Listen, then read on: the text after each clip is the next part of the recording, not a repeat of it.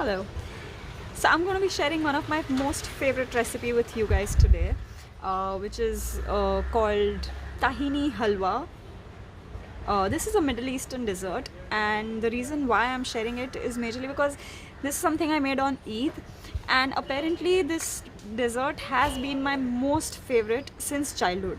But ये उस time सिर्फ दुबई में मिलता था, so whenever anyone used to come from Dubai, this is the only thing I always used to ask for, that please मेरे लिए ये वाला लेके आना. And the way it used to come was in a proper big dabba, where it's like, completely compressed properly, so that you can cut it like slabs, and it used to be covered completely with pistachios.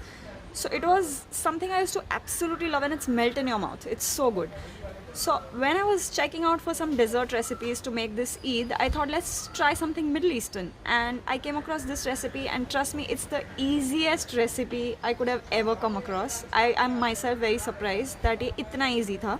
So I just thought let's give it a try, let's see if I get the same taste. In that case I will share it, otherwise I'll not share it. So I recorded it anyway.